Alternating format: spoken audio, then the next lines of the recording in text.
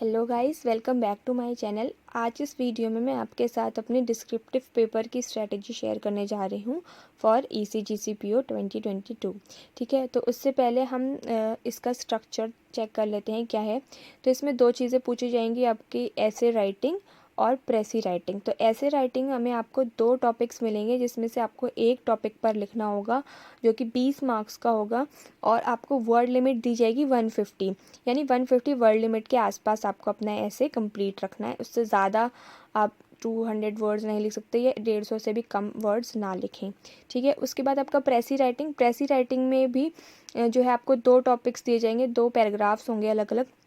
उनमें से आपको एक का प्रेसी लिखना होगा, ये भी 20 मार्क्स का होगा। और जितना भी बड़ा आपको प्रेसी दिया जाए, आपको उसका 1/3 लिखना होगा। यानी मान लो अगर 100 वर्ड्स का प्रेसी आपको दिया है, तो आपको 30 वर्ड्स 1/3 उसका 1/3 करके आपको क्या करना होगा, प्रेसी लिखना होगा। ठीक है, तो ये टोटल आपको 40 मिनट मिलेंगे दोनों को कंप्लीट करने के लिए। ठीक है, इसके बाद एक इम्पॉर्टेंट लाइन जो हो जाती है कि ये आपका जो डिस्क्रिप्टिव पेपर है तभी चेक होगा जब आप ऑब्जेक्टिव की कट ऑफ पार करोगे, जो कि ECGCPO के द्वारा डिसाइड की जाएगी पेपर होने के बाद। ठीक है, तो लास्ट ईयर मैं बता दूं, इसकी जो कट ऑफ थी वो 118 थी जनरल वालों के लिए। ठीक है, तो जिस भी जनरल कैटेगरी के बच्चे के 118 मार्क्स आए थे या उससे ज़्यादा आए थे, उसका डिस्क्रिप्टिव चेक हुआ था। और अगर उससे कम किसी के आए थे, उसका डिस्क्रिप्टिव चेक नहीं हुआ था। तो इस बार ये वेरी कर सकती है, बढ़ भी सकती है, कम भी हो सकती है, डिपेंडिंग ऑन द कि मतलब बच्चों ने कैसा परफॉर्म किया है ऑब्जेक्टिव में। ठीक है, तो हमें क्या करना है, हमें 120 प्लस ही स्कोर करना होगा। 120 प्लस ही आप टारगेट करोगे, तब जाके आप जो है ये डिस्क्रिप्टिव के लिए वो कट ऑफ पार कर पाओगे। ठीक है, तो इसका बहुत ज़्यादा इम्पोर्टेंट आपको ध्यान में रखना होगा। ठीक है, उसके बाद नेक्स्ट क्वेश्चन आता है कि पेपर आपका पेन एंड पेपर बेस्ड होगा या फिर कंप्यूटर बेस्ड होगा। तो ये टोटली कंप्यूटर बेस्ड होगा, टाइपिंग आपको कंप्यूटर पे करनी होगी। जैसे ही आपका ऑब्जेक्टिव का पेपर ख़त्म होता है, एंड होता है, उसके बाद सीधे से आपके स्क्रीन पर ये डिस्क्रिप्टिव पेपर ऑन हो जाएगा। ठीक है, और आपका टाइमिंग भी ऑन हो जाएगी 40 मिनट्स की। ठीक, उसके बाद नेक्स्ट है कि लैंग्वेज। तो जाहिर सी बात है, इंग्लिश का डिस्क्रिप्टिव पेपर है तो इंग्लिश में ही होगा, लैंग्वेज खाली इंग्लिश ही आनी है। ठीक है, अब उसके बाद सबसे पहले हम बात कर लेते हैं ऐसे राइटिंग की। तो ऐसे राइटिंग में क्या करना है, देखो जब ऐसे राइटिंग होती है तो आपको दो टॉपिक दिए जाएंगे। अब कुछ टॉपिक है, उसमें से एक टॉपिक हो सकता है आपने पढ़ा हो कभी या नहीं पढ़ा हो, मतलब अनसर्टेन है ना, कैसा भी हो सकता है। तो सबसे पहले आपको क्या करना है, उन दोनों टॉपिक्स में से चूज़ कर लो, कॉन्फिडेंटली चूज़ कर लो कि मुझे कौन सा टॉपिक पे लिखना है। ठीक है, अगर आप शफल करोगे बीच बीच में तो आपको बहुत ज़्यादा दिक्कत जाएगी। तो सबसे पहले इंपॉर्टेंट लाइन हो गई हमारी, be confident while choosing the topic. ठीक है, उसके बाद आपका जब ऐसे लिखना है, अपने ऐसे में एक या दो कोट ज़रूर डालने हैं, या अगर कोट नहीं है उस ऐसे से रिलेटेड तो फैक्ट्स एंड फिगर होंगे ज़रूर, तो आपको वो डालने हैं। ठीक है, या तो कोट या फिर फैक्ट्स एंड फिगर्स। उसके बाद आपकी वर्ड लिमिट 150 रहनी चाहिए।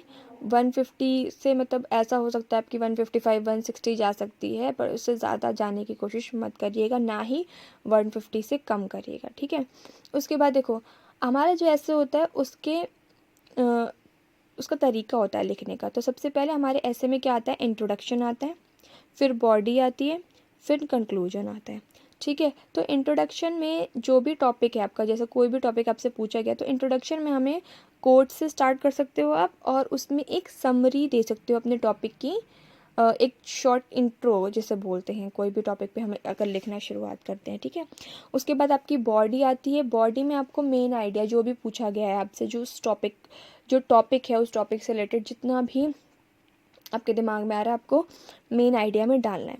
उसके बाद नेक्स्ट लास्ट होता है आपका कंक्लूजन। तो कंक्लूजन आपका कैसा होना चाहिए, मतलब आपको पूरा जो भी आपने लिखा है उसको कंक्लूड अच्छे से करना है। ठीक है, आपको ऑप्टिमिस्टिक रहना है। ऑप्टिमिस्टिक मतलब आपको कैसा रहना है, आपको मतलब क्रिटिसाइज़ नहीं करना है। ठीक है, कि एक तो होता है क्रिटिसिज्म अच्छा, एक होता है कि आपने बहुत ज़्यादा क्रिटिसाइज़ कर दिया, आपने बोल दिया कि इसका कोई सल्यूशन ही नहीं है। ऐसा नहीं करना है। देखो प्रॉब्लम्स हैं, इसका हमें पता है कि प्रॉब्लम्स हैं, लेकिन उनके सल्यूशंस भी हैं। तो कंक्लूजन में हमें क्या करना होगा, ये शो करना होगा कि हाँ यहाँ पर एक प्रॉब्लम है, but there is a solution of this problem. ठीक है, तो ये आपका कंक्लूजन में सार आना चाहिए, ठीक है।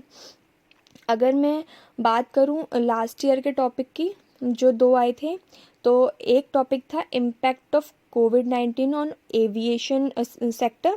एविएशन सेक्टर पे कोविड-19 का क्या इम्पैक्ट पड़ा था, जो आपकी ये एविएशन सेक्टर उस पर क्या इफेक्ट पड़ा था। उसके बाद आपका था इम्पॉर्टेंस ऑफ मेंटल हेल्थ, ठीक है। तो इम्पॉर्टेंस ऑफ मेंटल हेल्थ बहुत ज़्यादा कॉमन टॉपिक है, तो उस पर हर कोई लिख सकता है। तो ऐसा ही एक जो है आपका करंट से रिलेटेड टॉपिक आता है, एक होता है जनरल, जो जनरल प्रॉब्लम्स चल रही हैं ऑल ऑफ द वर्ल्ड या हमारे आउटर एरिया में, तो वो उससे रिलेटेड एक क्वेश्चन पूछ लिया जाता है, ठीक है। तो इसके बाद क्या होगा आपका एक प्रेसी राइटिंग। ये तो हो गया था आपका ऐसे। अब प्रेसी देख लेते हैं। प्रेसी में क्या करना होता है आपको। प्रेसी क्या होती है, समरी होती है किसी भी एक पैसेज का, ठीक है। उस समरी में आपको उस पैसेज के सारी इंपॉर्टेंट डिटेल्स को कंक्लूड करना होता है, ठीक है। तो ये एक प्रेसी होता है। तो प्रेसी आपका क्या होता है, कोई भी पैराग्राफ है उसका 1/3 आपको लिखना होगा, ठीक है। और आपके खुद के वर्ड्स होने चाहिए, आप कॉपी पेस्ट नहीं करेंगे, ठीक है। कॉपी पेस्ट अगर आपने किया तो वो आपका प्रेसी अच्छा नहीं माना जाएगा, ठीक। उसके बाद आपका कीवर्ड्स यूज़ कर सकते हैं, प्रेसी में कीवर्ड्स यूज़ किए जाते हैं। उसके बाद आपको एक सिंगल ही पैराग्राफ में प्रेसी लिखना चाहिए, ये ज़्यादा मतलब अच्छा माना जाता है, एक सिंगल पैराग्राफ में आप प्रेसी लिख दो। उसके बाद प्रेसी के सबसे इम्पॉर्टेंट चीज़ जो होती है थीम या फिर टॉपिक। तो टॉपिक आपको ज़रूर लिखना होगा प्रेसी का। जब आप टाइपिंग करोगे तो ऊपर आपको सबसे पहले टॉपिक लिखना होगा अपने प्रेसी का, कि मेरे प्रेसी का क्या टॉपिक है, ठीक है। आपको जो प्रेसी पैराग्राफ दिए होंगे उसमें कोई टॉपिक नहीं लिखा होगा, आपको बस उसको पढ़ के एक टॉपिक अपने हिसाब से देना होगा। उसके बाद प्रेसी हमेशा आप इनडायरेक्ट स्पीच में कीजिए, डायरेक्ट स्पीच में मत लिखिए उसको, ठीक है। और अगर कोई डेटा अगर प्रेसी में दिया है आपको, जैसे मान लीजिए कि दिया है कि इतने सारे लोग कोविड-19 में उनकी डेथ हो गई, तो आपको वो डेटा अपने प्रेसी में भी यूज़ करना है, ठीक है, अपनी समरी में यूज़ करना है। और उसके बाद आपको जो टेंस प्रेसी में दिया होगा, मान लीजिए वो आपका प्रेसी पास्ट इंडेफिनिट में है या प्रेजेंट इंडेफिनिट में, तो वही टेंस आपको कहाँ यूज़ करना है, अपने प्रेसी में यूज़ करना है, ठीक है। तो पिछली बार के टॉपिक्स में आपको बता देती हूँ। बिंज वॉचिंग था, बिंज वॉचिंग पे था एक प्रेसी, और एक था hike on salaries due to कोविड-19, ठीक है। तो इन दोनों टॉपिक्स पे था।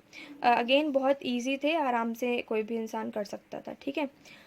तो इसके बाद बात कर लेते हैं हमारी स्ट्रेटजी क्या रहने वाली है, हम किस तरीके से प्रिपेयर करेंगे और कब कब हमें प्रैक्टिस करनी है।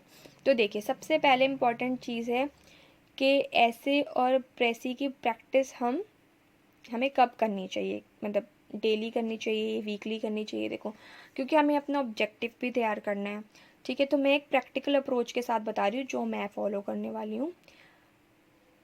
डेली तो हम ऐसे और प्रेसी दोनों की राइटिंग नहीं कर सकते हैं, तो मैंने डिसाइड किया है कि मैं वीक में अपने 3 दिन ऐसे रखूँगी जिसमें मैं एक दिन ऐसे राइटिंग, एक दिन प्रेसी राइटिंग, फिर अगले दिन और ऐसे राइटिंग कर लूँगी। मेरा एक वीक का हो गया। और नेक्स्ट वीक में मैं क्या करूँगी, एक दिन ऐसे राइटिंग, प्रेसी, फिर प्रेसी राइटिंग। तो मतलब इस तरीके से टॉपिक दोनों को आपको बराबर बराबर टाइमिंग मिल जाएगी, ठीक है।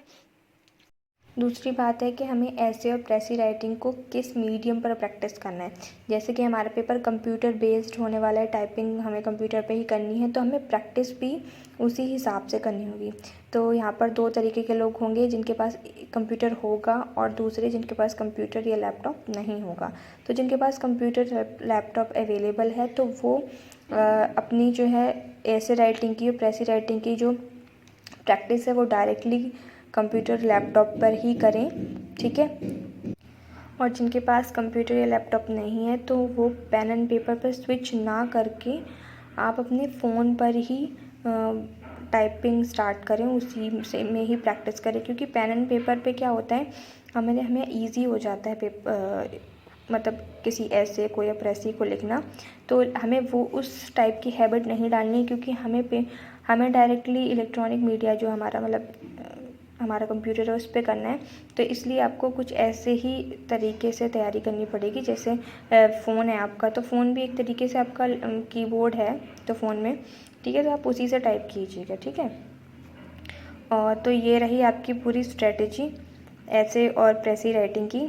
बाकी आप यूट्यूब पर सर्च कर सकते हो कि किस तरीके से आपको ऐसे लिखना है, किस तरीके से आपको प्रेसी लिखना है। एक वीडियो मैं ले आऊँगी जिसमें मैं ऐसे राइटिंग के इम्पॉर्टेंट टॉपिक्स आपके साथ शेयर कर लूँगी, ठीक है। तो ये पूरी स्ट्रेटजी मैं फॉलो करने वाली हूँ। बाकी all the best for exam and तैयारी करते रहिए अच्छे से। Thank you.